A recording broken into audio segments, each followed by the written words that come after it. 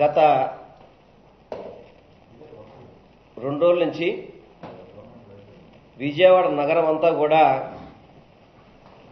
వరదలతో వర్షాలతో అట్టుడిగిపోతుంది. ఎప్పుడూ లేని విధంగా విజయవాడ నగరం కావచ్చు, విజయవాడ పరిసర ప్రాంతాలు కావచ్చు, ప్రతి ఒక్కటి కూడా ఇళ్లలోకి దాదాపు అయితే గ్రౌండ్ ఫ్లోర్లో కూడా వాటర్ పూర్తిగా కూడా వెళ్ళిపోవడం జరిగింది. కానీ ఈ ప్రభుత్వం చర్యల్లో పూర్తిగా కూడా వైఫల్యమైంది. చెప్పడానికి ఆర్భాటాలుగా మాట్లాడతారు తప్ప సునామీలను ఆపాయని చెప్పిన చరిత్ర ఉంది చంద్రబాబు నాయుడు గారికి. కానీ చిన్నపాటి వర్షం వస్తే దాన్ని కంట్రోల్ చేసే పరిస్థితి కానీ, అక్కడున్న ప్రజానికాన్ని అప్రమత్తం చేసే పరిస్థితి కానీ ఈ కూటమి ప్రభుత్వానికి లేదు.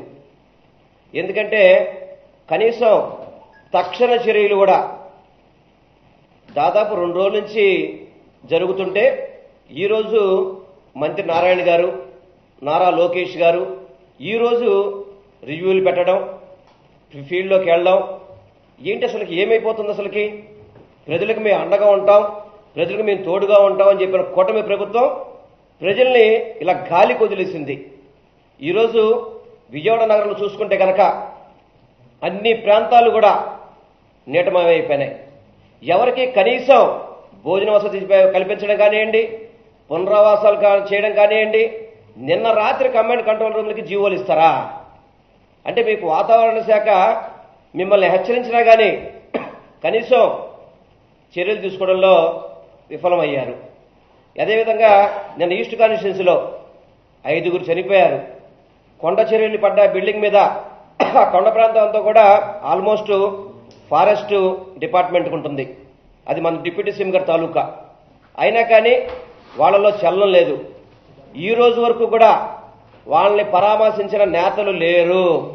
చనిపోయిన కుటుంబాలను కానీ, ఎవరికైనా ఇబ్బందులు పడుతున్న వాళ్ళకి కానీ, ఎవరికైనా కానీ కనీసం భోజన సదుపాయం కూడా లేదు ఈరోజు. దాంతోపాటు ఈరోజు సింగనగర్ కానీ, ఆర్ఆర్పేట కానీ, అదేవిధంగా అయోధ్య నగర్ కానీ, ప్రియదర్శిని కాలనీ కానీ, ఉర్మిళ నగర్ కానీ, ఏకలవ్య నగర్ కానీ, జోజి నగర్ కానివ్వండి, ఏ ప్రాంతం చూసినా కూడా గ్రౌండ్ ఫ్లోర్లన్నీ కూడా నీటి మయంతో మునిగిపోయినాయి.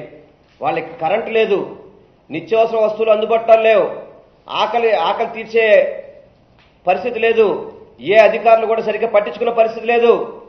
ఇదేనా మీ పరిపాలన? కూటమి ప్రభుత్వం చేస్తున్న పరిపాలన ఇదా? విజయవాడ నగరం మీద ఇంత కోపమా మీకు? 3 కాన్స్టిట్యున్సీలో 3 ఎమ్మెల్యేలు ఉన్నారు, ఎంపీలు ఉన్నారు, ఎంపీ ఉన్నాడు. ఏ ఒక్కరైనా కానీ ప్రజలకు భరోసా వచ్చే పరిస్థితి ఉందా? కేవలం దిక్కుమాల రాజకీయాలు చేయడాలు, ఏదో అమ్మాయిల పేరుతో కాలం గడపడాలు, ఇవి తప్ప మీరు ప్రజలకు మంచి చేస్తామని చెప్పి ఆలోచన ఎక్కడైనా ఉందా? ఈరోజు ప్రజానీకం అంతా కూడా చాలా మంది మాకు ఫోన్లు చేస్తారు. ఈరోజు మా కార్యకర్తలు కానీ, మా నాయకులు కానీ, మా స్థానికంగా ఉన్న మా నాయకులు కానీ ప్రతి ఒక్కళ్ళు కూడా సహాయ చర్యలో ఉన్నారు. ప్రతి ఒక్కళ్ళు మాకు బోటు పంపిస్తే మేము బయటకు వచ్చేస్తామండి. ఏ అధికారి కూడా, కనీసం కలెక్టర్ గారికి దాదాపు 2-3 సార్లు ఫోన్ చేశాం. వాళ్ళు కూడా అధికారులు కూడా, ఎందుకంటే ప్రజాప్రతినిధులే ముద్దు నిద్రపోతుంటే చేస్తారు.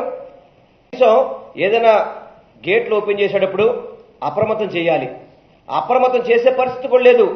ఇదివరకు సచివాలయ వ్యవస్థ, వాలంటీర్ వ్యవస్థ ద్వారా వాళ్ళందరికీ కూడా ముందు చెప్పి వాళ్ళందరూ కూడా హెచ్చరించే పరిస్థితి ఉండేది. ఈరోజు ఆ వ్యవస్థలన్నీ కూడా నిర్వీర్యం చేసి చంద్రబాబు గారు, పవన్ కళ్యాణ్ గారు, ఈ కూటమి ప్రభుత్వం ప్రజల్ని ఇబ్బందుల్లో చేసేశారు. ఈరోజు లక్షల క్యూసెక్ల వాటర్ ప్రకాశం బ్యారేజ్ వదులుతున్నారు.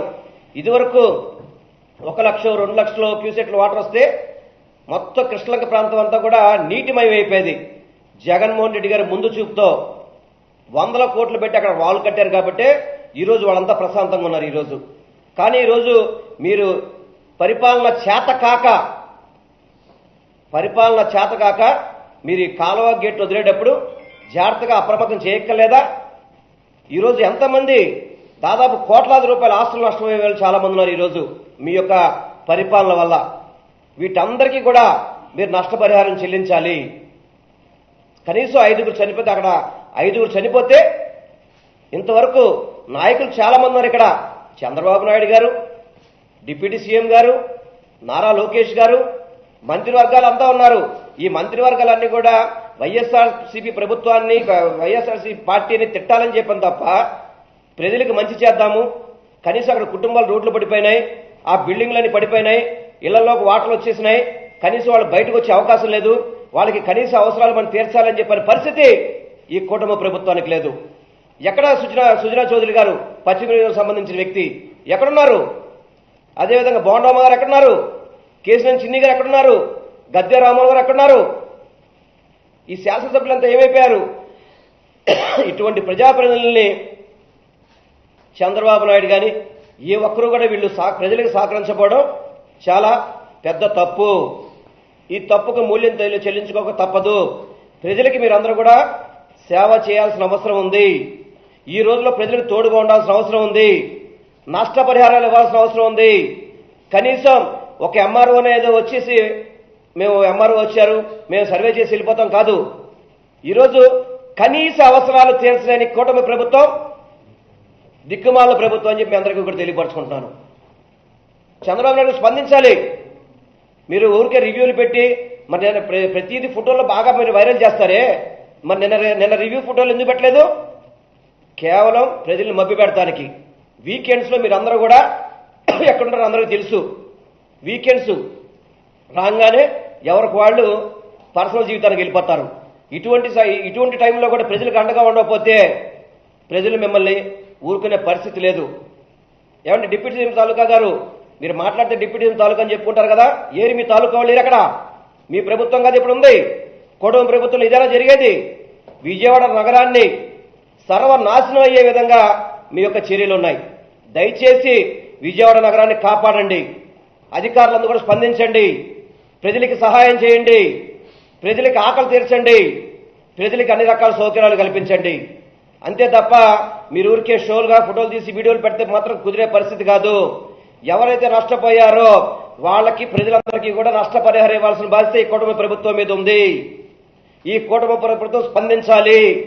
స్పందించకపోతే మాత్రం తప్పకుండా మా కార్యాచరణ ముందుకెళ్లి ప్రజలకు మేలు చేసే విధంగా మీ అందరూ కూడా కలిసికట్టుగా పనిచేస్తామని మీ ద్వారా నేను రాష్ట్ర ప్రజలకి, విజయనగర ప్రజలకు